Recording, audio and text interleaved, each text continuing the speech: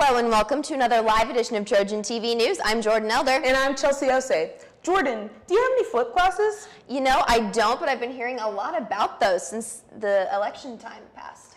Well, because of the tax levy, the flip program may be in danger. Kara Strickland caught up with Dr. Springston to see what was really going on. As you may know, the Future Learner Project, or FLIP levy, was on the ballots this past April 8th.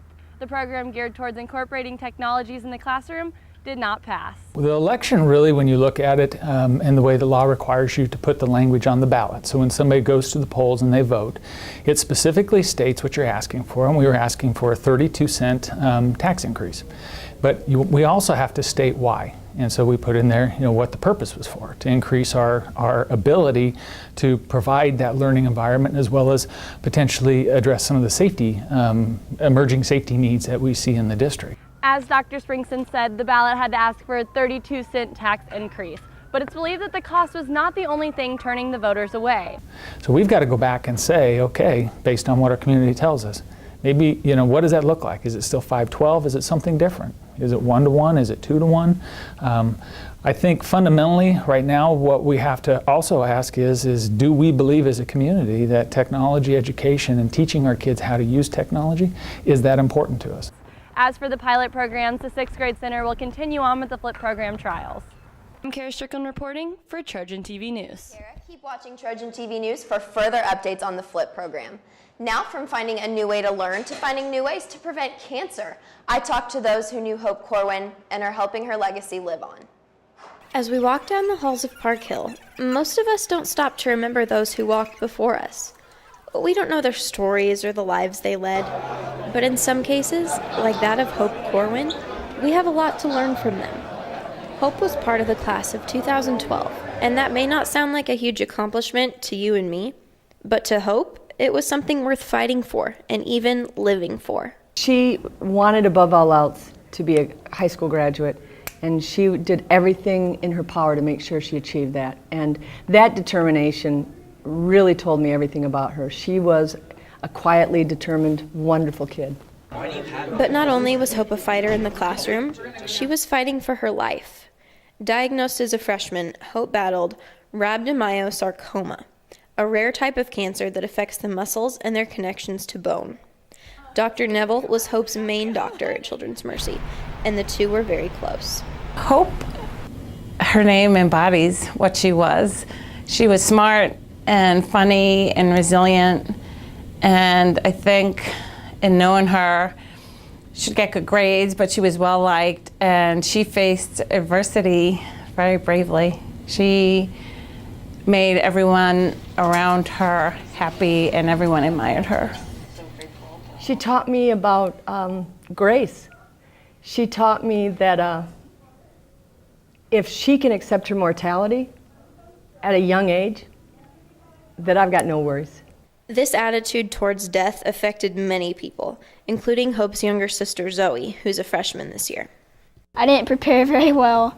I mean, not gonna lie, I cried at night because I didn't want it to happen, and we didn't know exactly when it was gonna happen, but we just acted like it wasn't gonna happen. But I know a lot of people my age and older who didn't face this with the gracefulness that she did, and she never stopped being Hope. She never, despite all of the terrible parts of this, she never stopped being Hope. She never stopped cracking a joke or sending you something funny or doing crafts. And to have all this and have that Hope Summit, where she wanted to help other young women in science. I mean, who does that when you're facing adversity and death? And I think that's what I'll always remember about her and what I want to be carried forward for her, because we all have it in us, and she just exemplified, I think, what's the better part of all of us. Walk for Hope is an event planned and run by Sophomore Exec Council with the help of Freshman Exec. It raises money in Hope's name to be donated to Children's Mercy Hospital for research on childhood cancer.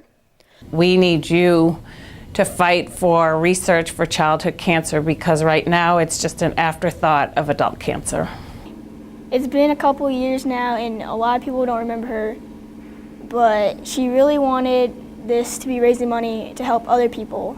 So we're looking forward into helping Children's Mercy with patients who can get better and will, and with the research. It's very easy to forget people when they move away or when they pass away, but the things we need to carry are the wonderful parts of their spirit. So be brave, don't give up, and take the ugly things that life hands you with resilience and gracefulness. Reporting for Trojan TV News, I'm Jordan Elder. Thank you for watching. She was a handful to take care of, you know, but it made my life better. Thanks, Jordan. If you don't have any summer plans, Cerner is supporting the KC Power Sorts mobile app development camps for students. They're held weekly throughout the summer and are designed to teach students about creating new technology and gain new connections and opportunities. If you're interested, see the counselors. All track members are invited to the awards ceremony Thursday at 3 p.m. in the cafeteria. If your season is over, please put your uniforms in a bag and turn them in because you do not want to end up on the fine list. Boys basketball camp begins next Tuesday after school in the lower gym. It's $40 to get in. Also, come support your Trojan baseball players tonight at Staley at 6 p.m. It's going to be a great game. Student of the day is Amanda Alexander. Congratulations. And happy birthday to Zach Benson, Teddy Falcon, and Emily Villarreal. Join us again tomorrow. I'm Chelsea Osei. And I'm Jordan Elder. We are Park Hill.